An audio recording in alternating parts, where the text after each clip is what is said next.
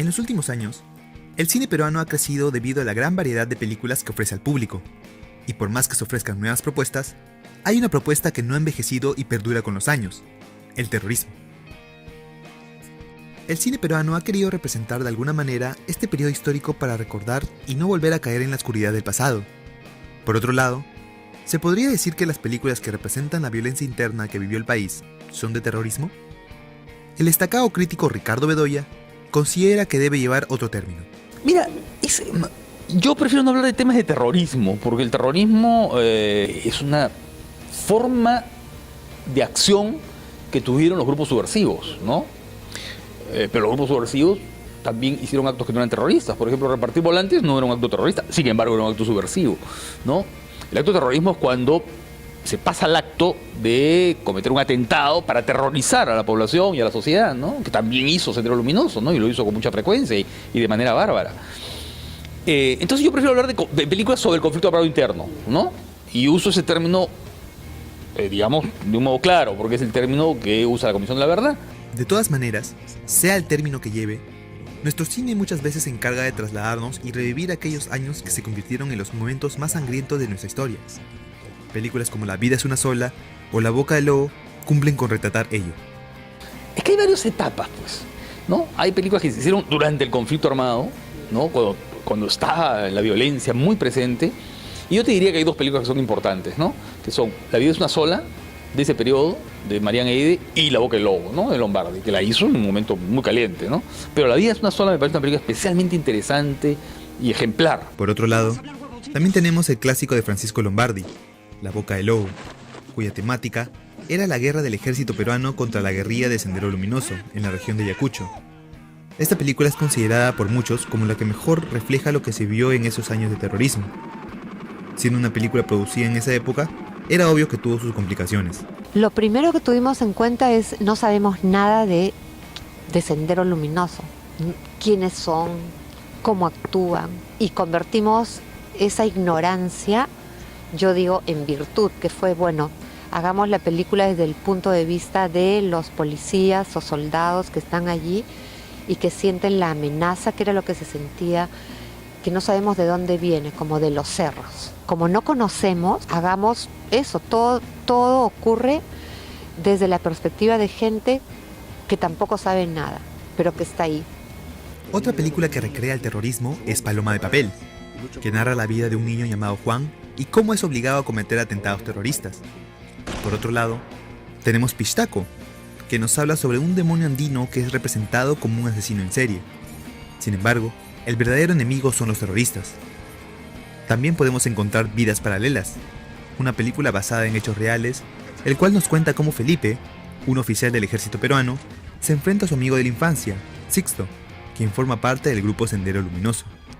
Si hablamos de documentales, Lucanamarca fue uno de los primeros, donde nos muestra la sorpresiva visita de los miembros de la Comisión de la Verdad y Reconciliación al pueblo de Lucanamarca, quienes llegan con la intención de abrir 69 tumbas de las víctimas de la matanza del 3 de abril de 1983. Cuando llegué y los sociólogos, los antropólogos empezaban a hacer las entrevistas a la gente, a mí me sorprendió la capacidad de un recuerdo tan vívido que tenían las personas sobre el hecho. O sea, contaban esa matanza como no hubiese sucedido hace 20 años, sino hubiese sucedido ayer, o sea, pero con un nivel de detalle y de emoción. La cantuta en la boca del diablo es otro documental y uno de los más destacados, donde nos cuenta el terrible asesinato de 9 estudiantes y una profesora de la universidad mejor conocida como La Cantuta, a manos del denominado Grupo Colina. Otro documental, y uno de los más recientes, es el de Rehenes, que se dedica a contar el secuestro de la residencia del embajador japonés en Perú, a manos de los miembros del MRTA.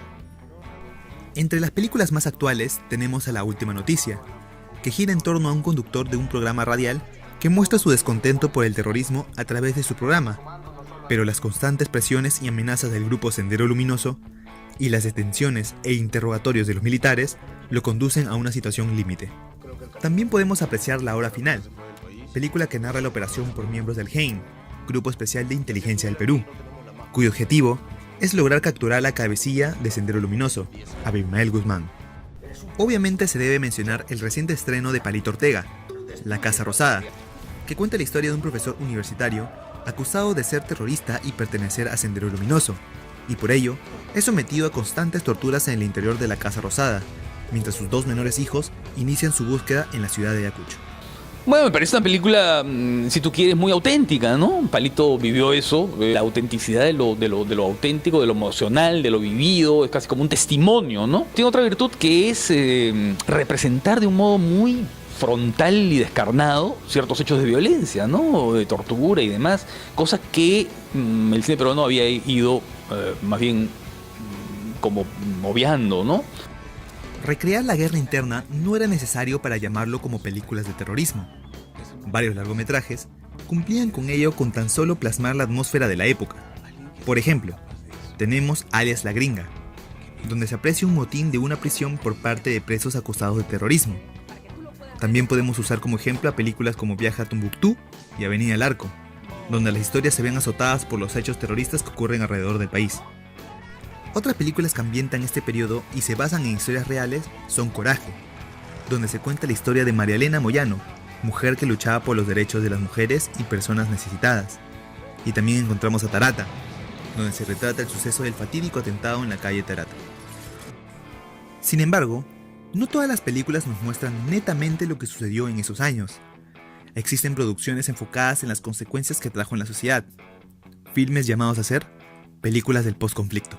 Luego hay películas que se hacen ya en el posconflicto, que son películas que lo que están haciendo es tratar el tema de la posmemoria, ¿no? Y el concepto de posmemoria es el concepto de, digamos, dramatizar hechos con personajes que se supone que no vivieron la experiencia de la violencia, ¿no? Pero que la han recibido a través del relato familiar, a través del, en fin, de la historia, a través de la, ¿no? Que es el caso, por ejemplo, de La Teta Asustada, ¿no? Que es la típica película de la posmemoria. Es decir, en esta película, la protagonista que es Fausta, ¿no? Magali Solier, es un personaje que no ha vivido la etapa de la violencia, ¿no? Sino que la ha recibido por la leche materna, digamos, ¿no? Por el miedo heredado de la madre.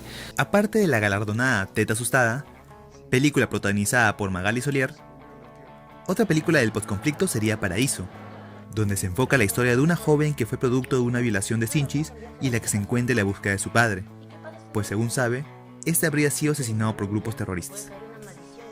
Otra película que me parece muy valiosa es Paraíso, ¿no? Paraíso me parece una película clave para entender también esto, ¿no? Que es la juventud que trata de entender lo que pasó, sobre todo en el personaje de esta chica que busca la foto de su padre, ¿no? Aparte de Paraíso, su director Héctor Gálvez propone otra película que es NN, que cuenta el complejo trabajo de un antropólogo forense y su equipo, quienes deben exhumar y entregar a sus familiares los restos de personas que desaparecieron hace más de 20 años.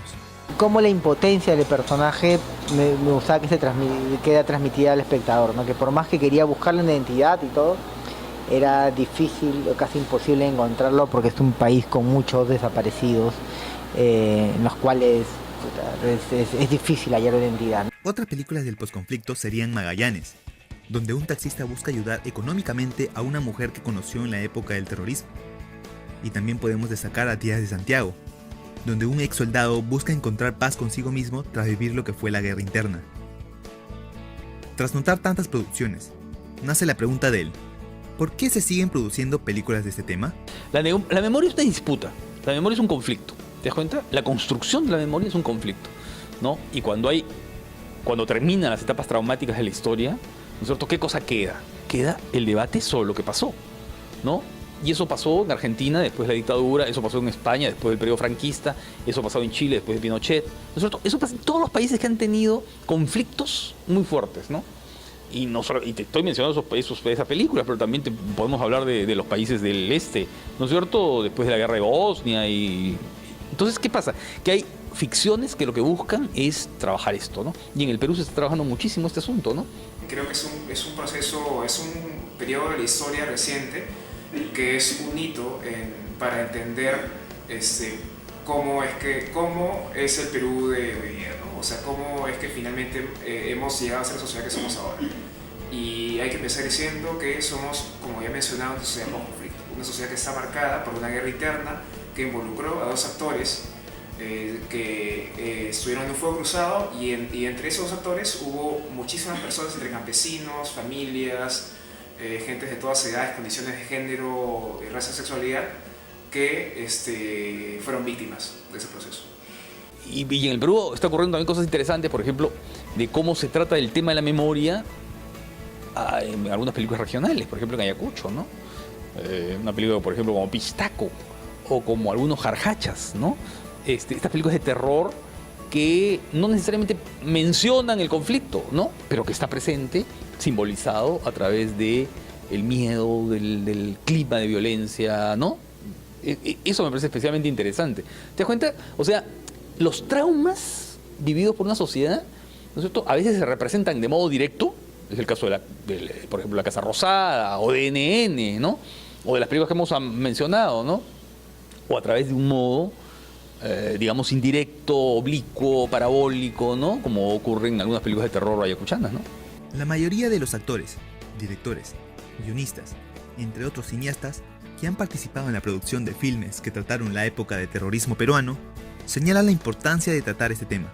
Es un episodio que ha marcado la historia del Perú y que aunque muchos durante los últimos años han tratado de negar, de hacer como que no pasó, la idea de no hay que mirar atrás, hay que seguir adelante en el progreso. No podemos crecer como sociedad si es que no entendemos, no comprendemos qué cosa ocurrió.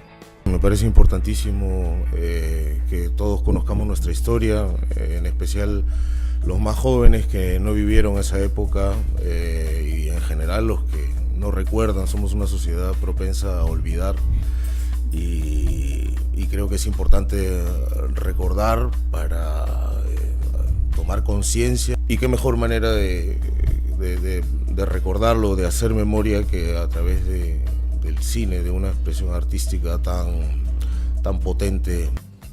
En toda la etapa de la CBR y lo que vino después, yo escuché y vi historias, ¿no? Escuché y vi historias y testimonios que de una u otra manera como que se me han quedado impregnados, o sea, ¿no? O sea, se me ha una manera de exorcizar estas cosas que me han quedado grabadas, es transformándolas con las herramientas que tengo a mano, que es la narración, la ficción, el largometraje, ¿no? Entonces para mí es eso, ¿no? Es una manera de exorcizar, de transmitir cosas, como una especie de camino, ¿no? Yo escuché esto, y ya, lo que escuché te lo transmito a ti para que, ¿no? Actualmente, se ve el apoyo del Ministerio de Cultura al arte cinematográfico, puesto que sus concursos motivan a la producción de varias películas. El año pasado tuvimos 525 proyectos presentados. Fue el récord que hemos tenido hasta entonces. Este año esperamos más. Ha ido en crecimiento constante en los últimos años y principalmente crecimiento desde las regiones. La cantidad de películas sí es una diferencia, porque hacíamos 4 o 5, ahora se hacen 40. El Ministerio de Cultura busca favorecer al cine en sus constantes intentos de actualizar una ley del cine que lleva vigente 20 años. Necesitamos una ley que nos permita al cine nacional moverse por todas esas plataformas y producirse bajo diferentes esquemas de producción, y además que sea una ley que favorezca también el surgimiento de nuevas voces y de talento en todo el país, no solamente en la capital o en 2 o 3 ciudades, sino que realmente haya oportunidades para todas las personas que tienen talento en todo el país.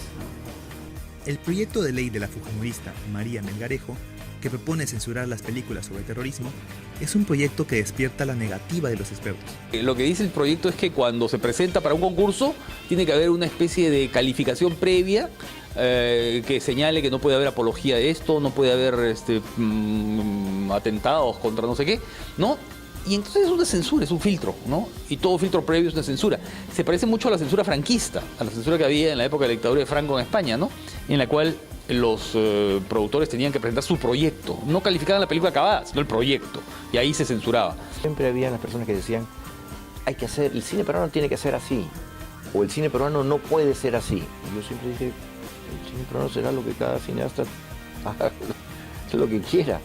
Yo nunca he pensado que nadie, ni el Estado, ni otras personas, pueden imponer a otra lo que quiere hacer. Pues evidentemente nosotros creemos que el derecho fundamental, que además está recogido en la Constitución, ¿no?, que es el derecho a la libertad de expresión, es total. y que el Estado en ese sentido tiene que mantenerse neutro, ¿no? Tiene que facilitar las condiciones para que se exprese libremente la ciudadanía y mantenerse al margen de condicionar los contenidos. Claramente, el cine es un medio por donde se puede dar a conocer el tema del terrorismo de manera didáctica y reflexiva, invitando al público a la valoración de lo que experimentó. Muy aparte, como te decía, de la forma en cómo la gente lo haya recepcionado, si está de acuerdo o no con las películas que lo vea, lo que importa es que las películas generan ruido. Y generan ruido, generan corriente de opinión o generan la posibilidad de que personas que vean las películas opinen y participen en la discusión sobre la construcción de la memoria histórica de ese periodo y podamos finalmente, mal que bien, tratar de llenar vacíos que están ahí, que nos permiten justamente clarificar los hechos y buscar la justicia que le corresponde a las víctimas que sufrieron ese proceso. Un país se conoce por su historia, y por vía del cine, se busca emprender un nuevo reto: ser inmortal en la vida de jóvenes, niños y adultos.